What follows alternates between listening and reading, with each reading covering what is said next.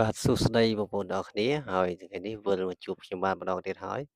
បន្ទាប់ពីការបែកគ្នាជាមួយនឹងបងប្អូនប្រហែលថ្ងៃនេះគឺហាក់បីដូចជានឹកបងប្អូនមែនទែន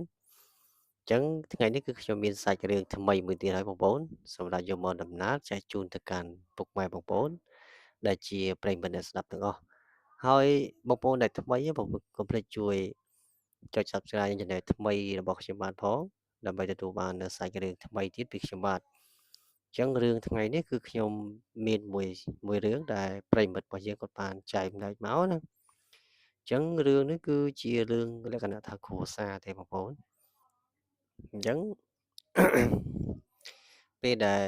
ប្រិយមិត្តម្នាក់ហ្នឹងគាត់បានចែកម្លែកមកហាក់បីដូចជាចម្លែកមែនទែនសាច់រឿងរបស់គាត់ហ្នឹងណាដោយបងប្រុសហ្នឹងគាត់មេម៉ាយហៅថាពោះម៉ាយយូរឆ្នាំហើយអញ្ចឹងគាត់បានស្រឡាញ់នារីម្នាក់តែគាត់ហ្នឹងគឺជាកំមុំទៀតអញ្ចឹងបានន័យថាគាត់ណាពោះម៉ាយមិនមែនថាគាត់អត់មានកូនទេពោះម៉ាយគាត់មានកូន2នាក់បងប្អូនក៏ប៉ុន្តែគាត់ហាក់បីដូចជាមាននិស្ស័យជាមួយនឹងមនុស្សស្រីហ្នឹងមែនដោយសារតែគាត់ឃើញម្នាក់ស្រីហ្នឹងរៀងស្អាតដែរបងប្អូនអញ្ចឹងគាត់ហាក់បីដូចជាស្រឡាញ់ទៅលើមនុស្សស្រីហ្នឹងមកអញ្ចឹងកាលណាដែលគាត់ផ្ដើមស្នេហ៍ដំបូងជាមួយនឹងម្នាក់ស្រីហ្នឹងពេលខ្លះគាត់តាមញ៉ែម្នាក់ស្រីហ្នឹងងាយបានទេដោយសារតែក្រុមគ្រួសារបងស្រីហ្នឹងគាត់ជាអ្នកមានណាអញ្ចឹងគាត់ជាអ្នកក្រហៅថាគិញគូចង់ស៊ីសាច់កង្ហានបងប្អូនអញ្ចឹងអត់ចម្លែកចិត្តទេអញ្ចឹងកុំឲ្យយូរចូលស្ដាប់នៅសាច់រឿងបងប្រុសដែលគាត់បានចែកម្លែកនៅក្នុង Channel របស់ខ្ញុំបាទណាអញ្ចឹងគឺប្រហែលថ្ងៃនេះគឺហាក់បីដូចជារវល់ខ្លាំងបងប្អូនអញ្ចឹងអត់មានពេលនិយាយសាច់រឿងសោះអញ្ចឹងរឿងដែលបងប្រុសគាត់បានផ្ដើមដំបូងគឺគាត់ជាមនុស្សប្រុសមួយដែលអាចនិយាយបានថាជាមេគ្រួសារណាគាត់ស្រឡាញ់ប្រពន្ធគាត់ខ្លាំងណាក៏ប៉ុន្តែប្រពន្ធគាត់ណាគឺបានផិតក្បត់លួចមានប្រុសថ្មីចោលគាត់ដោយទុកកូនទាំងពីរនាក់ហ្នឹងឲ្យគាត់ចិញ្ចឹមអញ្ចឹងគាត់កំសត់មែនទែនបងប្រុសហ្នឹងគាត់រកស៊ីខាងហៅថាអចលនទ្រព្យណាគាត់ជាអ្នកដែលធ្វើការខាងធនាគារដែរទេហើយគ្រួសារគាត់មិនសូវមានបានអីប្រមាណទេហៅថាមធ្យមណាអញ្ចឹងគាត់ការជាមួយនឹងប្រពន្ធគាត់រយៈពេល5ឆ្នាំគាត់បានកូនស្រីមួយប្រុសមួយអញ្ចឹងមិនដឹងថាម៉េចបងប្អូនប្រហែលឆ្នាំក្រោយមកទៀតគឺប្រពន្ធរបស់គាត់ហ្នឹងហាក់បីដូចជាបែកឆ្វេងគាត់លួចទៅមានប្រុសម្នាក់ដែលនៅមិនឆ្ងាយពីផ្ទះគាត់ប្រហែលទេម្លងពី3ផ្ទះអញ្ចឹងណាអញ្ចឹងគឺបងប្អូនមនុស្សប្រុសយើងពេលដែលមនុស្សស្រីក្បត់អញ្ចឹងណាគឺមានអារម្មណ៍ថាពិបាកចិត្តមែនទែនដោយសារតែគាត់ត្រូវរ៉ាប់រងកូនរបស់គាត់ទៀតហើយគាត់ធ្វើការខាងធនាគារទៀតហើយធនាគារមិនតែប្រាក់ខែមិនថ្លៃទេបងប្អូន200-300អស់ហើយព្រោះគាត់ជាអ្នកដែលបើសិនជាយើងនិយាយខាង CEO អញ្ចឹងណាអញ្ចឹងគាត់ចាប់ផ្ដើមតាមដានប្រពន្ធរបស់គាត់ហ្នឹងមានប្រុសថ្មីចោលគាត់មកដោយមិនមានការផ្តិតមេដៃអីទេគឺគាត់រត់ទៅតាមគ្នាយកមកអញ្ចឹងគាត់តាមរកប្រពន្ធគាត់ឃើញទេពេលដែលឃើញគឺឃើញនៅជាមួយនឹងប្រុសស្នេហ៍នៅក្នុងបន្ទប់ទៀតបន្ទប់ផ្ទះសំណាក់ណាអញ្ចឹងក៏គាត់និយាយដាច់គ្នាតំណឹងចឹងទៅហើយកូនទាំងពីរនាក់ហ្នឹងបងប្រុសគាត់ជាអ្នកចិញ្ចឹមអញ្ចឹងនិស្ស័យរបស់គាត់ហ្នឹងគឺលំបាកខ្លាំងមែនទែនតាំងពីទូចមកហើយពេលនោះគាត់ទៅស្គាល់នារីម្នាក់ដែលធ្វើការជាមួយគ្នាហ្នឹងគាត់ចាប់ផ្ដើមមានចិត្តទៅលើនារីម្នាក់ហ្នឹងបងប្អូនហើយគាត់និយាយលេងជាមួយកូនរបស់គាត់គាត់ថាកូនណាបើសិនជាប៉ាណារកម៉ាក់ថ្មីឲ្យកូនឯងណាកូនឯងព្រមអត់ហើយកូននោះ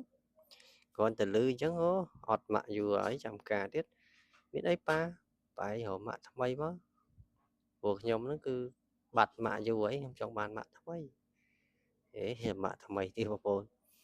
អញ្ចឹងពេលនោះក៏គាត់ចាប់ផ្ដើមសួរទៅកាន់នារីម្នាក់ហ្នឹងទាំងពាក្យពេចន៍ទន់ភ្លន់មែនតើគាត់ថាសួរត្រង់ហ្មងពួកបងប្រុសហ្នឹងគាត់ជាមនុស្សដែលចូលចិត្តនិយាយត្រង់ណា គាត់សួរថាសប្តាហ៍ថ្ងៃគឺអឺមានគូសកលហើយនៅមានសង្សារនៅហើយតារីម្នាក់ហ្នឹងគាត់ក៏និយាយថាខ្ញុំអត់មានសង្សារទេហើយប្តីក៏ខ្ញុំអត់គ្មានដែរគាត់និយាយអញ្ចឹងក៏អ្នកទាំងពីរក៏ចាប់ផ្ដើមមានអារម្មណ៍ថាគាត់ហ្នឹងគឺហៅថាស៊ីសង្វាក់គ្នាទៅវិញទៅមកណាពេលនោះគឺអឺខាងស្រីគាត់និយាយថាហើយបងឯងមិនមកសួរសំណួរអីប្លែកម្លេះហើយសុកមកសួរខ្ញុំនឹងមានសង្សារឯនៅហើយចង់គិតមិនមួយខ្ញុំបងប្រុសគាត់ថាអត់មានចង់គិតមិនទេគ្រាន់តែថាសួរលេងទេណាអញ្ចឹងរយៈពេលមួយខែហ្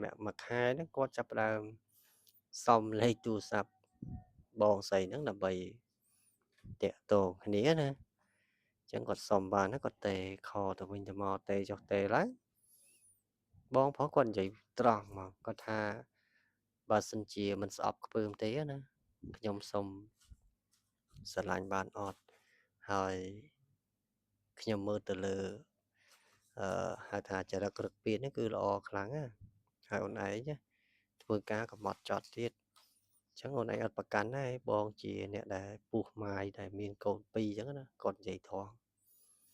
អញ្ចឹងបងស្រីគាត់ហាក់បីដូចជាអាណិតបងប្រុសនឹងដែរគាត់ថាអត់អីទេចាំខ្ញុំគិតពិចារណាមើលសិនមិនមែនថាគាត់អឺស្រឡាញ់ភ្លាមគាត់ព្រមភ្លាមទេគាត់ថាបើសិនជាយើងព្រមភ្លាមគឺគាត់ថាយើងចិត្តងាយជាមនុស្សស្រីដែលចិត្តងាយអញ្ចឹងណាអញ្ចឹងគាត់តន់ព្រមទេគាត់ពិចារណា3ខែបាទគាត់ព្រមទទួលបងប្រុសនឹងធ្វើជាប្តីពេលនោះគឺដឹងទៅដល់ម្ដាយឪពុករបស់គាត់ម្ដាយឪពុករបស់គាត់ក៏ចាប់ផ្ដើមស្ដីបន្ទោសទៅកាន់បងស្រីនឹងគាត់ថាខ្លួនឯងកំមុំទេហើយទៅយកពោះម៉ាយធ្វើអីពោះម៉ាយហើយមិនត្រឹមតែពោះម៉ាយទេគឺមានកូន2ទៀតហើយយកមកទៅអីហើយការងារក៏មិនប្រកបប្រជាប្រាក់ខែ200-300ទេហើយការហើយហ្នឹងហើយតែចាំគ្នារស់ដែរហើយស៊ីគ្រាន់ដែរគាត់ថាឲ្យបងស្រីហ្នឹងបងស្រីក៏បានប្រាប់ដែរថាអត់អីទេម៉ែពួកខ្ញុំស្រឡាញ់គាត់ទៅហើយរឿងការងាររឿងលុយកាក់ហ្នឹងគឺការហើយចាំរកទៀតក៏បានដែរវាមានទោះខុសអីក៏ប៉ុន្តែបងស្រីហ្នឹងគឺហាក់បីដូចជាស្រឡាញ់បងប្រុសនឹងខ្លាំងហាក់បីដូចជាគាត់ហ្នឹងពីមុនមកធ្លាប់ធ្វើបុណ្យជាមួយគ្នាមិនទេបងបានជាតិនេះគាត់ហាក់បីដូចជាមាននិស្ស័យជាមួយគ្នាអញ្ចឹងណាទោះបីជាដឹងថាជីវប្រវត្តិបងប្រុសហ្នឹងធ្លាប់មានការឆ្លោះទាស់ទែងជាមួយនឹងប្រពន្ធដើមរបស់គាត់យ៉ាងម៉េចក៏គាត់នៅតែទទួលយកបងប្រុសហ្នឹងដែរអញ្ចឹងគាត់អត់បានការទេគាត់សែនធម្មតាទេពេលដែលគាត់សែនហើយណាកូនរបស់បងប្រុសគ្រាន់តែឃើញម៉ាក់ថ្មីរបស់គាត់ស្ទុះទៅអោបមកដោយសារតែគាត់បាត់ម៉ាក់របស់គាត់នឹងយូរហើយគាត់មិនគិតថាម៉ាក់បង្កើតរបស់គាត់នឹងគឺក៏ម៉ាក់ហៅថាជាអ្នកក្រៅដែរគាត់យកធ្វើម៉ាក់មកហៅម៉ាក់ពេញមាត់បងប្អូនកូនទាំងពីរហ្នឹងហើយគាត់ជាមនុស្សដែលរើសរាយបីពីរនាក់ហ្នឹងគាត់សូវប្រកាន់ច្រើនបានដែរអញ្ចឹងតែទាំងពីរក៏រស់នៅជាមួយគ្នារហូតបងប្អូនរយៈពេល1ឆ្នាំគាត់បានកូនស្រីម្នាក់ទៀតដែលជាកូនបង្កើតរបស់គាត់ផងចឹងបងប្រុសនឹងខ្លាំងបងប្អូនការឲ្យ1ឆ្នាំបានកូន1ឆ្នាំយូរដែរបងប្អូនពី10ខែណាចឹងរឿងហ្នឹងគឺបានដឹងទៅដល់ប្រពន្ធដើមរបស់គាត់ប្រពន្ធដើមរបស់គាត់ចាប់ផ្ដើមរករឿងប្តីរបស់គាត់ថាចោទគាត់ថាមានស្រីចោះត្រង់តែខ្លួនហ្នឹងមានប្រុសចោលគាត់គាត់អង្វរលំទួមមិនគាត់មកដែរអាហ្នឹងវាមិនវិញបងប្អូនអញ្ចឹងវាខុសស្រឡះបងប្អូនមិនមែនធម្មតាទេអញ្ចឹងរឿងនេះគឺជារឿងពិតកើតឡើងនៅក្នុងសង្គមយើងសពថ្ងៃបងប្អូនតែវាមិនប្រវែងប្រហែលទេរៀងសង្ខេបទេកុំឲ្យបងប្អូនថាអេ admin និយាយរឿងយូរពេកជួនកាលខ្ញុំស្ដាប់ទៅរៀងងុយដេកណាអញ្ចឹងslash តាមនឹងសិនណាស្អែកចាំនិយាយទៀតអញ្ចឹងបងប្អូនដែលថ្មីកុំភ្លេចជួយ Subscribe channel ថ្មីរបស់ខ្ញុំបានផងដើម្បីទទួលបាននៅរឿងថ្មីទៀតពីខ្ញុំបានណាបាទជំរាបលាបងប្អូនយើងជួបគ្នានៅវីដេអូក្រោយទៀតបងប្អូនណា